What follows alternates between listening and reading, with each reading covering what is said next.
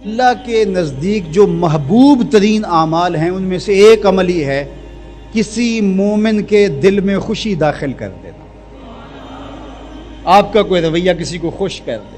فرمایا کہ نیکی کو چھوٹا نہ سمجھو، اور اگرچہ تم اپنے مومن بھائی سے مسکرا کر ہی کیوں نہیں ملتے.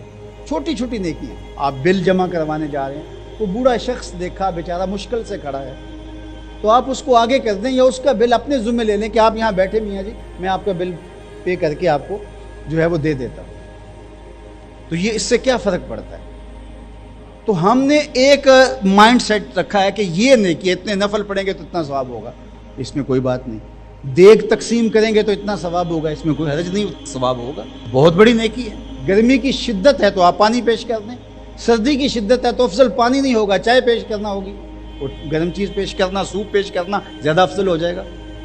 اب گرمی میں ٹھنڈا پانی، یخ بستہ پانی ہو، یا آئس کریم آپ گرمی میں کسی آنے والے شخص کو کھلاتے ہیں تو وہ خوش بھی ہوگا، آپ کو ثواب بھی ملے گا، پانی کا ثواب ہے.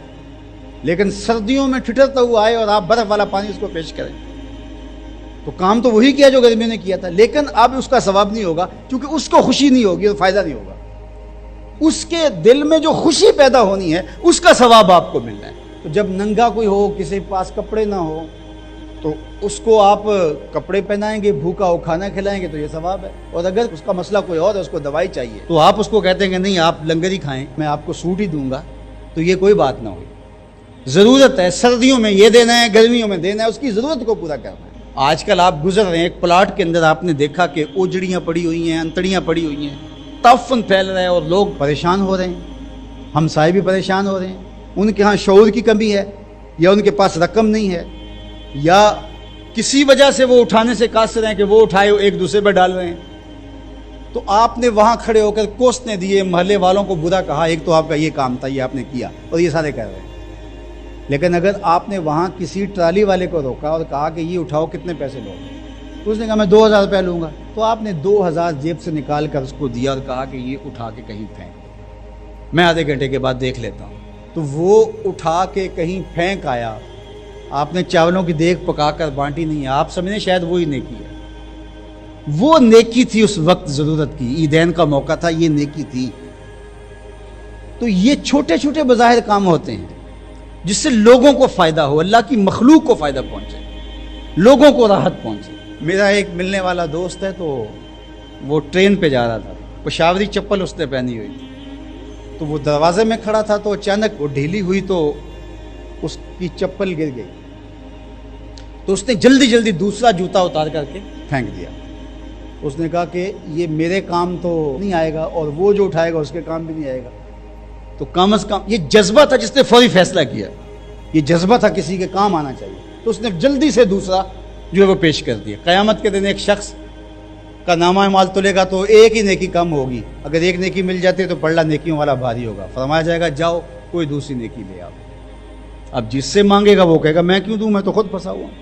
یوم یفر المرء من اخیہ وامہ وابیہ، ماں بھی بھاگے گی، بیٹا بھائی اپنی پڑی ہوگی سب کو، بیچارہ پریشان گھوم رہا ہوگا. ایک شخص پوچھے گا کیوں پریشان ہو، تو کہے گا کہ نامہ اعمال میں مجھے صرف ایک نیکی چاہیے، اور کاش دنیا پر اتنا وقت تھا کر لیتا، لیکن وہاں تو کر نہیں سکا اور آج کوئی دے نہیں رہا. اس نے کہا میرے پاس ایک ہی نیکی ہے، تو مجھے تو کچھ اس سے ملے گا نہیں، تو چل میں تجھے دان کرتا. تو وہ لا کے پلڑے میں رکھے گا تو پلڑا بھاری ہو جائے گا.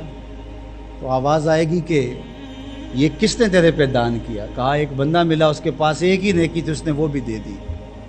تو فرمایا تجھے تو بخشا اصول کے تحت کہ تیری نیکیاں زیادہ ہو گئیں، لیکن وہ میرے سے بڑا سخی نہیں، جاؤ بلاؤ میں نے اس کی بھی مغفرت فرما دی. ایثار کا یہ فائدہ ہے. تو اس نے جوتا دوسرا پھینک دیا، اس نے کہا چلو میں تو ایک کا کیا کروں گا، تو یہ اس کا تو فائدہ ہو جائے. تو لوگوں کے لیے آسانیاں، لوگوں کے لیے سہولتیں، اللہ کی مخلوق کے لیے شفیق بن جاؤ، اللہ کی مخلوق کے لیے رحم کرنے والے بن جاؤ. طبیعتوں میں نرمی پیدا کرو، رقت پیدا کرو، لوگوں کی پردہ پوشی کرو، لوگوں سے درگزر کرو، اعراض کرو، لوگوں کے معاملات میں دخل نہ دو، لوگوں کو اذیت میں مبتلا نہ کرو.